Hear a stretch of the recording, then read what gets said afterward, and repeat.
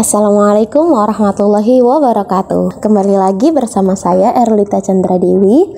Kali ini kita akan membahas FRSKB Kesehatan Umum, khususnya tentang Undang-Undang Kesehatan Nomor 36 Tahun 2009. Banyak sekali soal-soal yang bermunculan di Undang-Undang Kesehatan ini.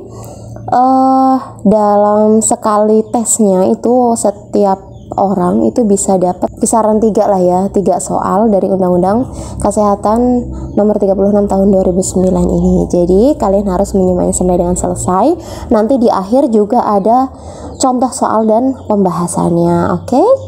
Sebelumnya jangan lupa subscribe jika dirasa bermanfaat, silahkan share, like, komen jika ada pertanyaan, dan silahkan request materi apa yang harus saya buatkan video selanjutnya.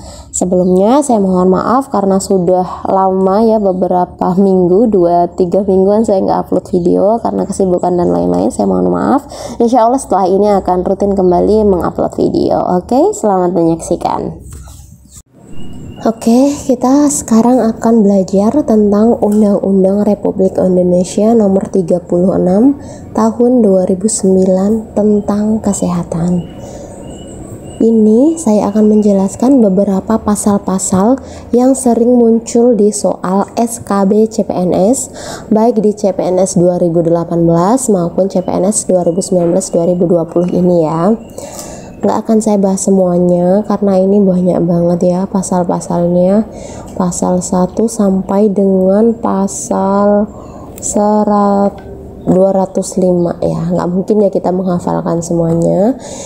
Ini sudah saya rangkum, ada beberapa pasal yang sering keluar dan saya akan menjelaskannya satu persatu ke kalian. Paling tidak kalian sudah membaca sehingga nanti apabila ketemu soalnya, muncul soalnya, kalian tahu dan kalian bisa menjawab.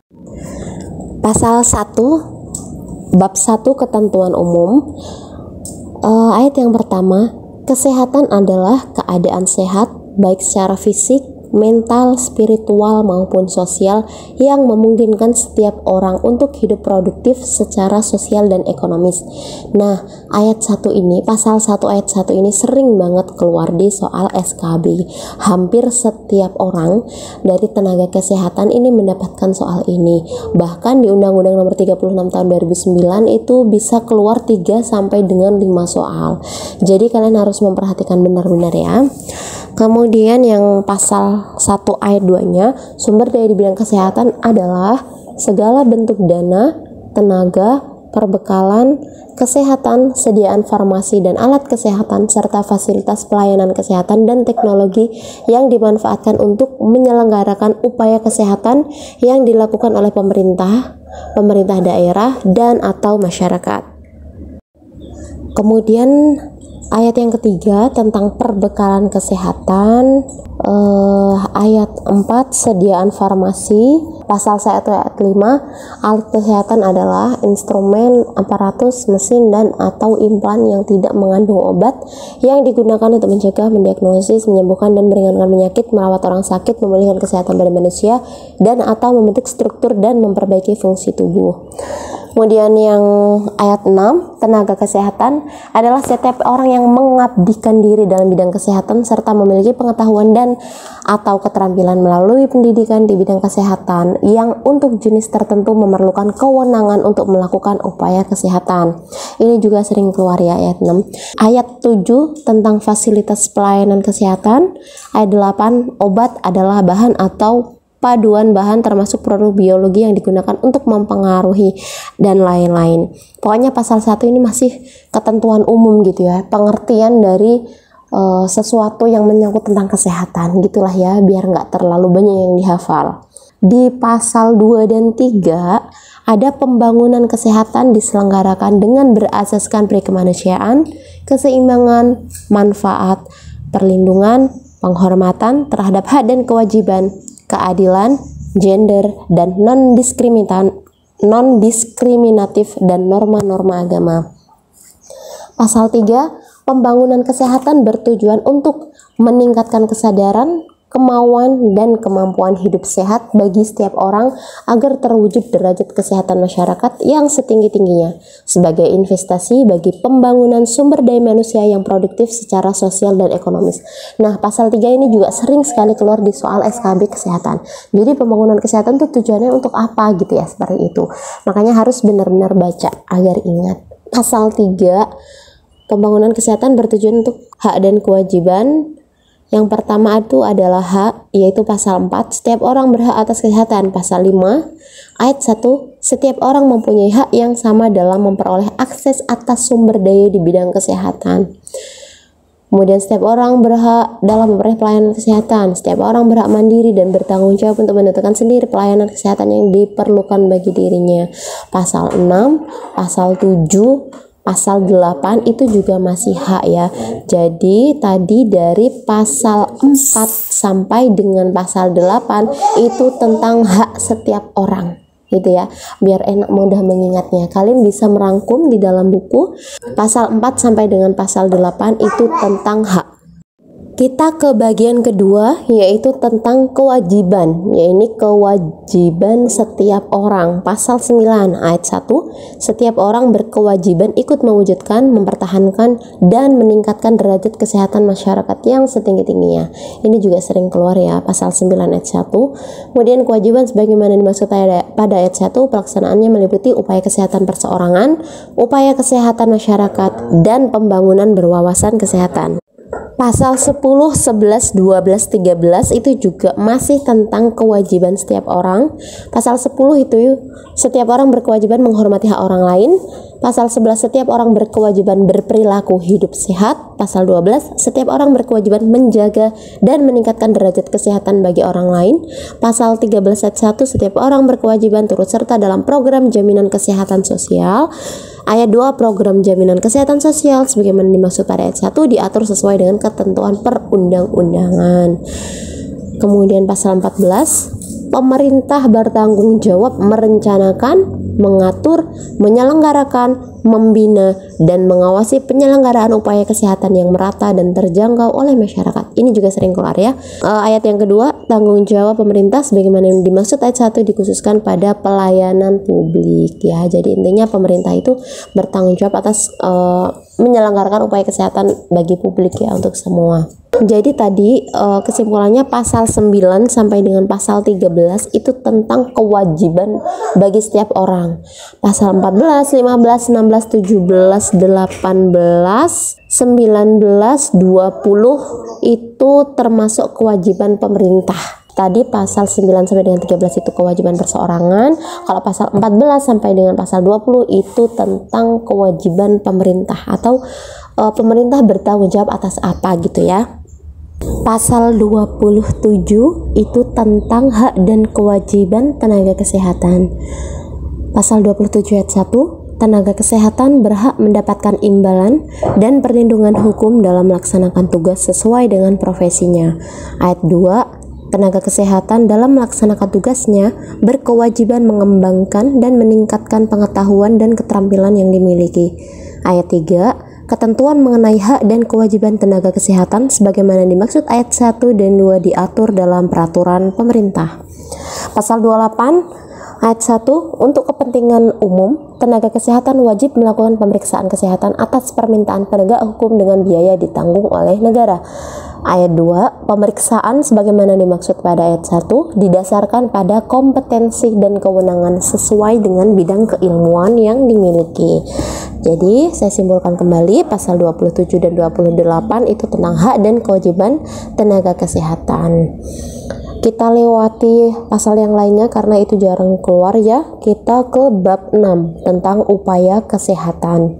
Bagian pertama itu umum, yaitu pasal 46, untuk mewujudkan derajat kesehatan yang setinggi-tingginya bagi masyarakat, diselenggarakan upaya kesehatan yang terpadu dan menyeluruh dalam bentuk upaya kesehatan perseorangan dan upaya kesehatan masyarakat. Pasal 47, upaya kesehatan diselenggarakan dalam bentuk kegiatan dengan pendekatan promotif, preventif, kuratif, dan rehabilitatif yang dilaksanakan secara terpadu, menyeluruh, dan berkesinambungan. Pasal 47 ini juga sering ya keluar di soal. Kemudian pasal 48 ayat 1, Penyelenggaraan upaya kesehatan sebagaimana dimaksudkan pada pasal 47 dilaksanakan melalui kegiatan sebagai berikut. A. Pelayanan kesehatan tradisional, peningkatan kesehatan dan pencegahan penyakit, penyembuhan penyakit dan pemulihan kesehatan, kesehatan reproduksi, KB, kesehatan sekolah, kesehatan olahraga, pelayanan kesehatan pada bencana, pelayanan darah, kesehatan gigi dan mulut, penanggulangan gangguan penglihatan dan gangguan pendengaran, kesehatan mata, pengamanan dan penggunaan sediaan farmasi dan alat kesehatan, pengamanan makanan dan minuman, pengamanan zat adiktif dan atau bedah mayat. Gitu ya. Ini juga sering keluar pasal 48 ayat 1 ini sering keluar ya. Jadi jenis-jenis dari upaya kesehatan atau penyelenggaraan upaya kesehatan. Kemudian ayat 2-nya penyelenggaraan upaya kesehatan sebagaimana dimaksud pada ayat 1 didukung oleh sumber daya kesehatan. Kita langsung ke paragraf kedua yaitu tentang perlindungan pasien. Perlindungan pasien itu ada pasal 56 dan 57. Pasal 56 ayat 1, setiap orang berhak menerima atau menolak sebagian atau seluruh tindakan pertolongan yang akan diberikan kepadanya setelah menerima dan memahami informasi mengenai tindakan tersebut secara lengkap. Ayat 2 ini sering sekali muncul juga di soal. Hak menerima atau menolak sebagaimana dimaksud pada ayat 1 tidak berlaku pada A. Penderita penyakit yang penyakitnya dapat secara cepat menular ke dalam masyarakat yang lebih luas. B. Keadaan seseorang yang tidak sadarkan diri atau gangguan mental berat. Kemudian ayat 3, ketentuan mengenai hak menerima atau menolak sebagaimana dimaksud ayat 1 diatur sesuai dengan ketentuan peraturan perundang-undangan. Pasal 57 ayat 1, setiap orang berhak atas rahasia kondisi kesehatan pribadinya yang telah dikemukakan kepada penyelenggara pelayanan kesehatan. Ayat 2, ketentuan mengenai hak atas rahasia kondisi kesehatan pribadinya sebagaimana dimaksud ayat 1 tidak berlaku dalam hal A. Perintah undang-undang, B. Perintah pengadilan, C. Izin yang bersangkutan, D. Kepentingan masyarakat, E. Kepentingan orang tersebut. Pasal 57 ayat 2 juga sering keluar di soal ya. Pasal 60, setiap orang yang melakukan pelayanan kesehatan tradisional yang menggunakan alat dan teknologi harus mendapat izin dari lembaga kesehatan yang berwenang. Ayat kedua, penggunaan alat dan teknologi sebagaimana dimaksud pada ayat 1 harus dapat dipertanggungjawabkan manfaat dan keamanannya serta tidak bertentangan dengan norma agama dan kebudayaan masyarakat. Pasal 61, masyarakat diberi kesempatan yang seluas-luasnya untuk mengembangkan, meningkatkan, dan menggunakan pelayanan kesehatan tradisional yang dapat dipertanggungjawabkan manfaat dan keamanannya. Ayat 2, pemerintah mengatur dan mengawasi pelayanan kesehatan tradisional sebagaimana dimaksud pada ayat 1 dengan didasarkan pada keamanan, kepentingan, dan perlindungan masyarakat. Saya simpulkan dulu ya, pasal 60 dan 61 itu tadi tentang pengobatan tradisional dan legalitasnya. Pasal 64, penyembuhan penyakit dan pemulihan kesehatan dapat dilakukan melalui transplantasi organ dan atau jaringan tubuh, implan, obat, dan atau alat kesehatan, bedah plastik dan rekonstruksi, serta penggunaan sel punca. Pasal 64 ayat 2, transplantasi organ dan atau jaringan tubuh sebagaimana dimaksud pada ayat 1 dilakukan hanya untuk bertujuan kemanusiaan dan dilarang untuk dikomersialkan. Ayat 3, organ dan atau jaringan tubuh dilarang diperjualbelikan dengan dalih apapun. Transplantasi organ dan atau jaringan tubuh hanya dapat dilakukan oleh tenaga kesehatan yang mempunyai keahlian dan kewenangan untuk itu dan dilakukan di fasilitas pelayanan kesehatan tertentu. Ayat 2, pengambilan organ dan atau jaringan tubuh dari seorang pendonor harus memperhatikan kesehatan pendonor yang bersangkutan dan mendapat persetujuan pendonor dan atau ahli waris atau keluarganya. Ayat 3, ketentuan mengenai syarat dan tata cara penyelenggaraan transplantasi organ dan atau jaringan tubuh sebagaimana dimaksud pada ayat 1 ayat 2 ditetapkan dengan peraturan pemerintah. Pasal 66, transplantasi sel baik yang berasal dari manusia maupun dari hewan hanya dapat dilakukan apabila telah terbukti keamanan dan kemanfaatannya. Pasal 67, pengambilan dan pengiriman spesimen atau bagian organ tubuh hanya dapat dilakukan oleh tenaga kesehatan yang mempunyai keahlian dan kewenangan serta dilakukan di fasilitas pelayanan kesehatan tertentu. Ayat 2, ketentuan mengenai syarat dan tata cara pengambilan dan pengiriman spesimen atau bagian organ tubuh sebagaimana dimaksud pada ayat 1 dilaksanakan sesuai dengan ketentuan peraturan perundang-undangan. Ya, saya simpulkan ya. Jadi pasal 64, 65, 66 dan 67 itu tentang transplantasi organ. Next ya, ke pasal 72. Setiap orang berhak A. Menjalani kehidupan reproduksi dan kehidupan seksual yang sehat, aman, serta bebas dari paksaan dan atau kekerasan dengan pasangan yang sah. Menentukan kehidupan reproduksinya yang bebas dari diskriminasi, paksaan, dan atau kekerasan yang menghormati nilai-nilai luhur yang tidak merendahkan martabat manusia sesuai dengan norma agama. Kemudian menentukan sendiri kapan dan berapa sering ingin bereproduksi secara sehat, medis, serta tidak bertentangan dengan norma agama. Kemudian memperoleh informasi, edukasi, konseling mengenai kesehatan reproduksi yang benar dan dapat dipertanggungjawabkan. Jadi pasal 72 itu adalah setiap orang berhak untuk tentang kehidupan reproduksinya gitu ya. Nah, ini pasal ini adalah pasal favorit banget yang paling sering banget muncul di soal SKB kesehatan umum, baik bidan, perawat, dokter, atau tenaga kesehatan yang lain, tentang aborsi. Jadi pasal 75 dan 76 itu tentang aborsi. Kita lihat isinya. 1. Setiap orang dilarang melakukan aborsi. Pasal 2. Larangan sebagaimana dimaksud pada ayat 1 dapat dikecualikan berdasarkan indikasi kedaruratan medis, kemudian kehamilan akibat perkosaan, dan tindakan sebagaimana dimaksud pada ayat 2 hanya dapat dilakukan setelah melalui konseling dan atau penasihat pratindakan. Kemudian ketentuan lebih lanjut mengenai indikasi kedaruratan medis dan perkosaan sebagaimana dimaksud pada ayat 2 dan 3 diatur dengan peraturan pemerintah. Pasal 76 ini masih tentang aborsi ya. Aborsi sebagaimana dimaksud pasal 75 hanya dapat dilakukan A. sebelum kehamilan berumur 6 minggu, B. oleh tenaga kesehatan yang memiliki keterampilan dan kewenangan yang memiliki sertifikat yang ditetapkan oleh menteri, C. dengan persetujuan ibu hamil yang bersangkutan, D. dengan izin suami kecuali korban perkosaan, kemudian penyedia pelayanan kesehatan yang memenuhi syarat yang ditetapkan oleh menteri. Bagian ketujuh tentang keluarga berencana ya, ini pasal 78 berarti tentang KB. Ayat 1. Pelayanan kesehatan dalam keluarga berencana dimaksudkan untuk pengaturan kehamilan bagi pasangan usia subur untuk membentuk generasi penerus yang sehat dan cerdas. Ayat 2. Pemerintah bertanggung jawab dan menjamin ketersediaan tenaga, fasilitas pelayanan, alat, dan obat dalam memberikan pelayanan keluarga berencana yang aman, bermutu, dan terjangkau oleh masyarakat. Yang ketiga, ketentuan mengenai pelayanan keluarga berencana dilaksanakan sesuai dengan peraturan perundang-undangan. Bab 7. Kesehatan ibu, bayi, anak, remaja, lanjut usia, dan penyandang cacat. Ini sering juga keluar, apalagi bidan ya. Terutama ini bidan, ini pasal-pasal berikut ini yang akan saya jelaskan setelah ini itu sering banget keluar di soal SKB kebidanan. Oke, bagian ke-1 tentang KIA, kesehatan ibu, bayi, dan anak. Pasal 126 ayat 1. Upaya kesehatan ibu harus ditujukan untuk menjaga kesehatan ibu sehingga mampu melahirkan generasi yang sehat dan berkualitas serta mengurangi angka kematian ibu. Ayat kedua, upaya kesehatan ibu sebagaimana dimaksud pada ayat 1 meliputi upaya promotif, preventif, kuratif, dan rehabilitatif. Ayat 3, pemerintah menjamin ketersediaan tenaga, fasilitas, alat, dan obat dalam penyelenggaraan pelayanan kesehatan ibu secara aman, bermutu, dan terjangkau. Ayat keempat, ketentuan lebih lanjut mengenai pelayanan kesehatan ibu diatur dengan peraturan pemerintah. Pasal 127 tentang ayat 1, upaya kehamilan di luar cara alamiah hanya dapat dilakukan oleh pasangan suami istri yang sah dengan ketentuan A. Hasil pembuahan sperma dan ovum dari suami istri yang bersangkutan ditanamkan dalam rahim istri dari mana ovum berasal. B. Dilakukan oleh tenaga kesehatan yang mempunyai keahlian dan kewenangan untuk itu. Yang C. Pada fasilitas pelayanan kesehatan tertentu. Ayat yang kedua, ketentuan mengenai persyaratan kehamilan di luar cara alamiah sebagaimana dimaksud pada ayat 1 diatur dengan peraturan pemerintah.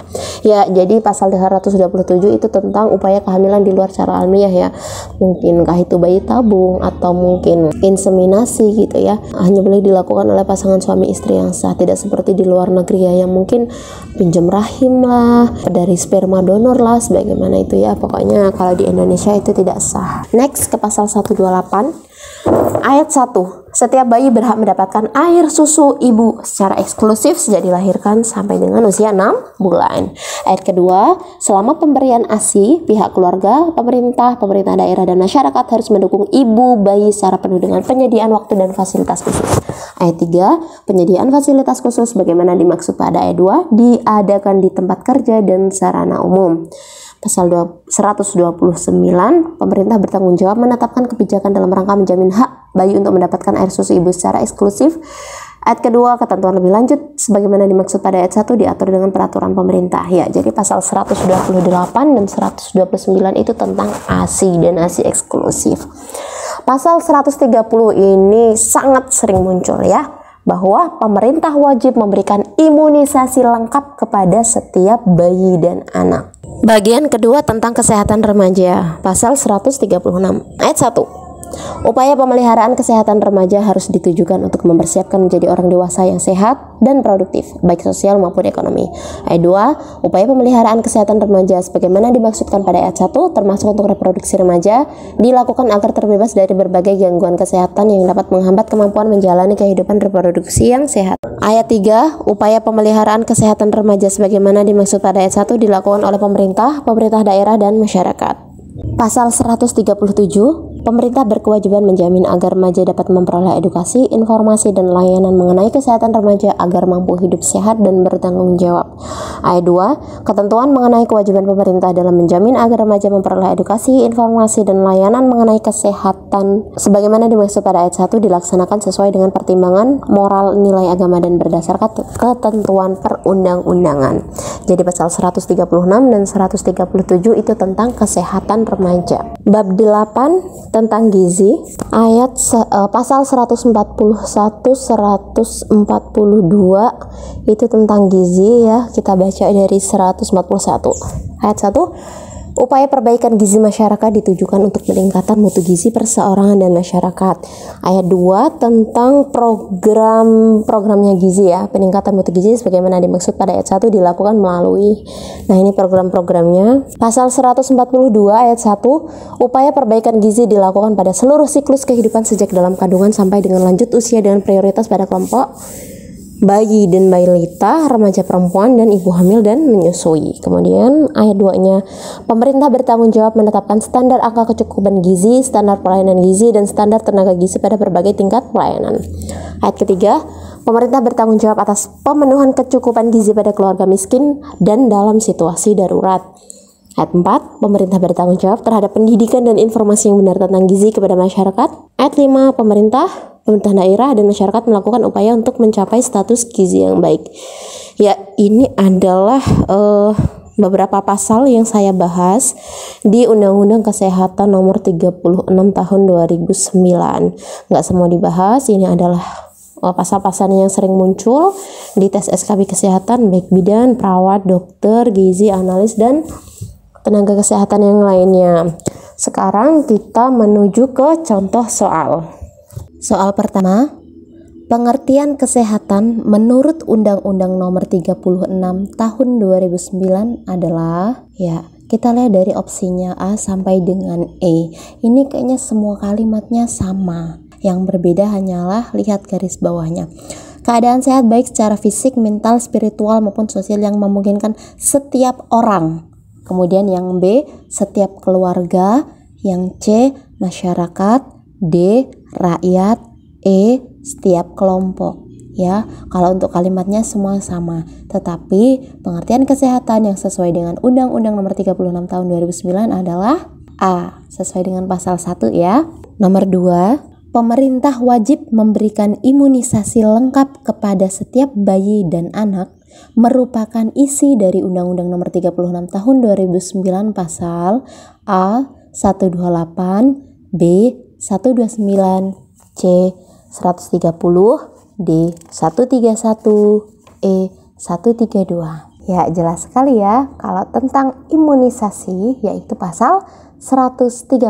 Jadi isinya C. Nomor 3, aborsi hanya boleh dilakukan oleh tenaga kesehatan yang memiliki keterampilan dan kewenangan yang memiliki sertifikat yang ditetapkan oleh menteri.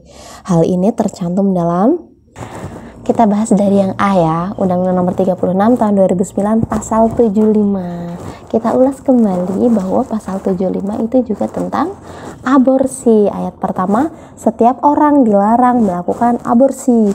Ayat yang kedua, larangan sebagaimana dimaksud pada ayat 1 dapat dikecualikan berdasarkan A, indikasi kedaruratan medis, dan lain-lain. Kemudian dan kehamilan akibat perkosaan. Ayat 3-nya tindakan sebagaimana dimaksud ayat 2 hanya dilakukan setelah melalui konseling. Kemudian ayat yang keempat, ketentuan lebih lanjut mengenai indikasi kedaruratan medis dan perkosaan diatur dengan peraturan pemerintah. Dan isi dari aborsi hanya boleh dilakukan oleh tenaga kesehatan yang memiliki keterampilan dan kewenangan, yang memiliki sertifikat yang ditetapkan oleh menteri, tercantum dalam pasal 76 Undang-Undang nomor 36 tahun 2009. Ya, isinya adalah B ya. Dilihat yang poin yang kedua. Selanjutnya, setiap orang berhak atas rahasia kondisi kesehatan pribadinya yang telah dikemukakan kepada penyelenggara pelayanan kesehatan. Hal tersebut tidak berlaku dalam hal kecuali. Ya, kalian sudah menebak jawabannya apa? Langsung kita bahas ya, bahwa kalimat ini itu ada dalam pasal 57 Undang-Undang nomor 36 tahun 2009. Lihat yang ayat 2. Bahwa ketentuan tersebut ada 5 ya. Yang pertama perintah undang-undang, kemudian perintah pengadilan, izin yang bersangkutan, kepentingan masyarakat, dan kepentingan orang tersebut. Jadi kecuali adalah C, perintah presiden. Nomor 5, setiap bayi berhak mendapatkan ASI eksklusif sejak dilahirkan selama 6 bulan, kecuali atas indikasi medis, merupakan isi dari Undang-Undang nomor 36 tahun 2009 pasal, isinya 18 ya, karena 18 itu tentang ASI eksklusif. Yang sering keluar adalah sesuai yang saya rangkumkan tadi ya, di awal yang sudah saya jelaskan. Oke, kalian perlu mempelajarinya. Kalau bisa dibaca semua, tetapi yang digarisbawahi adalah apa yang sudah saya rangkumkan.